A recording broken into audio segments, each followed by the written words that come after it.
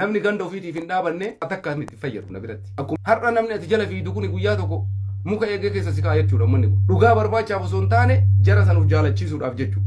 Viidiyoon irra hojjechaa jirta fakkeenyaaf. Namni ganda fiitii hin dhaabanne warra azaabaa jedhe Ahmad Jululleen. Ahmad Julullee kana fuudhee darbiyaa keessaan jennaan darbiyaa geessitanii qaba haa jedhu gaara keessa deeme. Maaliif biyya guddatte keessa taa'u obboleessa kiyya nama bakka akkasiitiin malee Ahmad Jululleen dhugaa rabbi. Mee Ahmadii kiyya waan tokkoon si gaafadha. Ati dhuguma nama Oromoodhaaf dhiphatu yoo taate, nama Oromoodhaaf yaadu yoo taate, mucaan kun shiftaa Oromoo Arsii harkat du'ee, shiftaa Oromoo Harargee harkat du'ee, silaayyuu hattuun gaara keessa jiraatu kan nama ajjeeftu kun saba tokkollee bakka hin buutu. Inni ati garee tokko bira dhaabbattee garee Oromoo tokko maqaa xiqqeessuuf yookaan ammoo uummata walitti buusuudhaaf dhiphattuuf bishaan ati achi jala barbaaddattu maalidha? Mee bu'aa isaa nuu himi Ahmad. Mucaan kun namni isa ajjeese haa qabamu, haqqiin mucaa kanaa haa bahuun akka jiru ta'e inni ati garee tokko xirkistee garee tokko bira dhaabbattee wayaa argufuu barbaaddu kun bishaan maal jala argata? Ahmad mee bishaan kubbaayyaa tokko ati jalaa dhuyduu natti himi rabbi sodaadhu. Yoo inumaayyuu ta'e yoo har'a kaatee Oromoonni Arsii kaatee ijoollee Harargee ajjeefte, yoo har'a Oromoonni Harargee kaatee ijoollee Arsii ajjeefte, wanni wal ajjeesii kun Oromoodha. Ati kaatee akkasumatti afarsita ajjeesanii hooyi jettee bar kan ati dubbatu wallaalummaa sirraa mul'attu guddoo Ahmad yeroo haasa'u dheengadda miira keessa galee Ahmad akkas jedhee haasa'aa ture. Ani akkuma nama jawaarfaan qilleensarra maxxansitee ebeluufaan du'e jedhu anilleen akkasuma du'e jedhee gabaasee jedhe. Miidiyaa Oromoo isa kamtu Oromoo wal ajjeefte jedhee gabaasa Ahmad.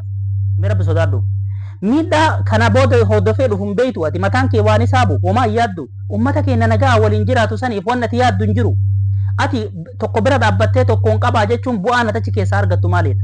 Amma fakkeenyaaf Oromoonni yoo wal ajjeesanoo rakkoo isaanii keessoo isaaniitti fidhatammoo namni guddaan gabbahee gabaasa. Mee rabbi sodaadhu. Miidiyaa Oromoo isa kamtu waan uummanni Oromoo wal godhu ganda keessatti waan gartee wallaaltonni jaldeeyyiin Oromoo irraa dhalatte wal gootu miidiyaa Oromoo isa kamtu gabbahee gabaasa. Takkaa dhageettee beektaa isa kana.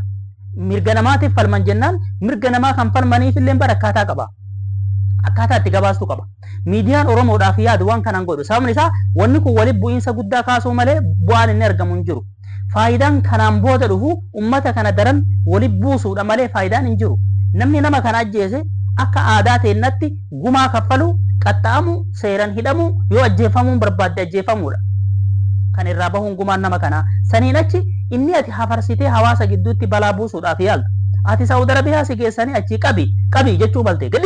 Gadhiisaa jedhiin ijoollee teennan. Miskiinni kun amma laala kan isaan qabanii qoraan ibidda baatu kana guurratanii bira dhaabbatanii gadhiisaa jedhiin maal gadhiisaa jedhan hin fahamu bardaa inni kun miskiinni kun Oromiyaa irraa dhufe Oromoon ka biyyaatu nagaa waliin jiraata biyya namaatti wal qabaa daa'imni kun namni kun takkaa dhagahee hin beeku gadhiisaa jedhiin jetta maal akka gadhiisaa jedhanuu isaaf hin galtu.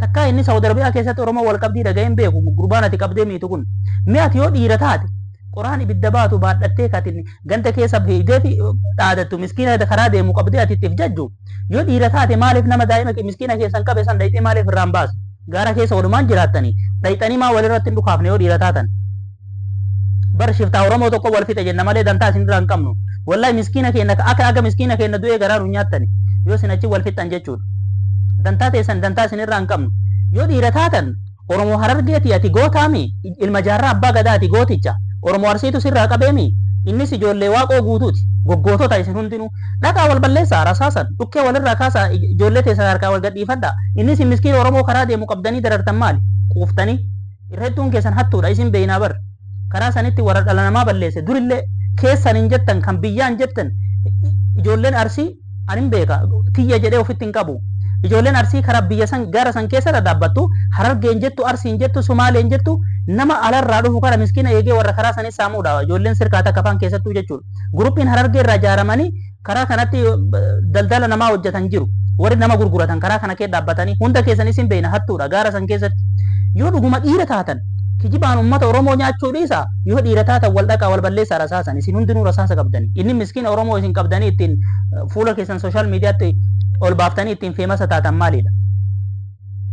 dhuguma Harargeedhaaf dhiphatteeti amma dhuguma Arsiidhaaf dhiphatteeti ati ni kijibda wallahi hattuudha ati durillee hattuu warra duraanuu rasaasa guuratee qoraan ibidda baatu kana guuratee raasaa keessa yaa'ee ilma namaa hatuudha hattuu waa'ee Oromoo Arsii maaliif dubbatta an Oromoo Arsiiti jettee maattiin if dhaadda hin kijibda Oromoo Arsii homaayyuu irraa hin beektu an Harargeedha maaf hin jetta ni kijibda Harargeen maal akka taate hin beektu ati hattuudha takka Oromoo Arsii kun Oromoo Harargeeti jettee bira dabartee hin beektu ni kijibda afaan in albaata afaanin achi karaa san dhaabbattee ijoollee Oromoo hataa oolta hundi keessanuu kan Oromoo Arsiitiif dhaabbateef kan Oromoo Harargeetiif dhaabbates hin jiru.